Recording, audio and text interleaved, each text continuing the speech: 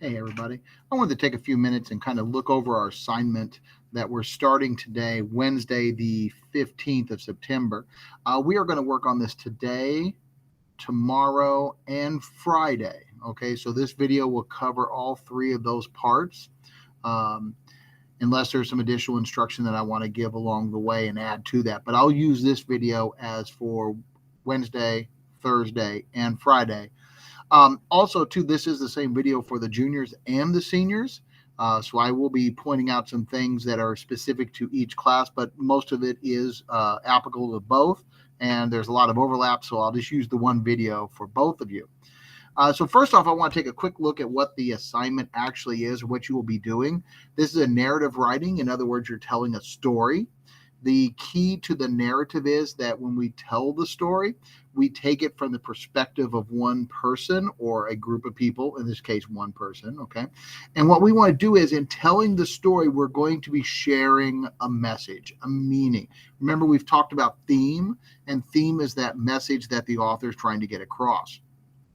Remember, this is a 400 to 500 word writing, so there won't be a ton of space to do a lot of writing. This is about a page and a half or so of writing, okay?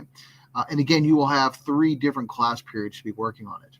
So let's look at the juniors first. The juniors, based off of Jack London's To Build a Fire, your narrative will either be a prologue to the story that we read, it could be the epilogue, what happened afterwards, or we tell the same story through a different lens, through somebody else. The example here is like maybe you tell it from the perspective of the dog. Remember, the dog was out traveling with them, so maybe the dog tells part of the story. The prologue is what happened that led up to. So what happened before he went on his journey across the Yukon, his fateful journey across the Yukon, right? In any of those cases, what we're trying to do is we're trying to weave in elements of the story, but we're trying to build up that prologue, that epilogue, or we're telling it from a different character's perspective. If we look at the seniors, it's the same assignment, it's just a different text. This one is that we're using the highwayman, and we're looking at what the innkeeper, we're talking about, the innkeeper's daughter and the highwayman, the robber, and how their love led to both of their deaths. And again, you could either do the prologue, you could do the epilogue, what happened afterwards, or you could tell it from a different person's perspective. Now, in this, you do have another character, like in the juniors have the dog. The seniors have Tim, the ostler. He's the one that called the soldiers on the highwayman. Maybe you tell it from the perspective of one of those soldiers, or maybe it's the innkeeper's the innkeper, the father of the girl that fell in love with the highwayman and then was killed or committed suicide to warn him about the soldiers. But anyway, all of those pieces, we've talked about that before, so you should have an idea of how to do that. Let's talk about how we're going to approach this. And this is the document that we are going to be working on Wednesday. Our goal is to get this pre-writing chart done, at least the pre-writing chart done for Friday, Wednesday, so that you can spend Thursday actually writing it, and then Friday doing some editing and cleanup. Chart is pretty self-explanatory. It's very straightforward. What is the setting? Okay. Now, again, it could be the exact same setting of the story, like it is the Yukon. It is the trail. It is where where the fire went out. Maybe it is the highway where the highwayman was killed. But maybe it's something else. Maybe it's the innkeeper in his study, or maybe it is like the boys in the camp, right? So you can pick a different setting. That's fine, but you do need to briefly describe what the setting is. The character or characters. Again, we're describing who will be in the story, who will be talking, who will be doing the action, who will be the center of attention. Now, the conflict is a little bit different.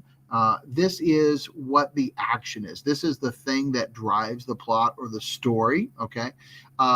Let's say, for instance, you tell the story of the dog, and the dog's hungry or the dog's cold, right? Maybe it's the innkeeper, and he's telling, the conflict is that he fears that his daughter is wasting away with a bad guy or something. So the conflict is the issue that the characters are facing. And the theme is the lesson, the moral of the story. What is it that you expect the reader to get after they read the story? The setting could be a sentence. The character is going to be a couple names, maybe a name or two. The conflict and the theme might be a sentence each. So these first four boxes are only going to be 3 to 4 sentences in length. Now, we talk about the narrative arc or the plot, and we haven't really touched on that yet very much, but this is just the way the story unfolds, the different pieces of the story. The beginning of the story, the exposition, that's the setup. That's where we learn about the character or the setting or what is the issue, right? So maybe it's like, the innkeeper sits down. Sits down in his study. He gets him a fresh mead and really is trying to figure out how to tell his daughter to dump this highwayman. And right there we have the character, we have the setting, the character, the innkeeper, the setting, his study. What is he doing? He's kind of contemplating, he's thinking. And what's the conflict? His daughter's with the wrong guy, and she's trying to get, to get him to move on, trying to get her to move on, maybe. The rising action, that is the things that are happening. So this happens, this action, this happens, which leads up to the climax, which is the big event of the story. This is the one thing that happens that really breaks it all apart. This is the confrontation between the father and the daughter. This is the dog trying to run away and steal the food to run away, to save itself. It's the boys who get word that their friend has been killed on the way to their camp. Whatever the climax is, that's the pinnacle of the action. The resolution is the ending, and this is where we learn the theme. This is where we figure out when we think about the conflict and what the big thing was, this is how everybody resolves everything. This is how everybody solves the problem. This is them reflecting back on what they learned. Okay. Now, I don't expect to see in that last bit, like the theme is, right? Through the action, through the characters doing their things, we will get to see that theme bubble up. Okay. So this is the brief, basic breakdown of the different pieces that you will have, the parts of the narration and the narrative arc. Okay. This is what we would like to see you do on Wednesday, at least this on Wednesday, so that you can start to actually create the story on Thursday so that we can edit it and finalize it on Friday. There is a lot of you time on this. There will be, we won't be giving a lot of instruction. We'll be just kind of overseeing. If you do need some help, please reach out and make sure that you get the help from somebody and that you don't suffer in silence. There's no reason for you just to sit there and get stuck when somebody can help you get past that. Okay.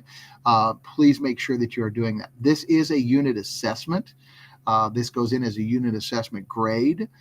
There are 3 different standards that we are evaluating. So you'll get 3 different 10-point grades. So you'll get a total of 30 points. And this is a unit assessment. So it goes toward that 40% of your quarter grade. We currently do not have any grades in this category yet. So as soon as we put something in, then it will start to be added in and reflected on your quarter grade. Guys, I hope you have some fun with this. This can be fun. This should be fun.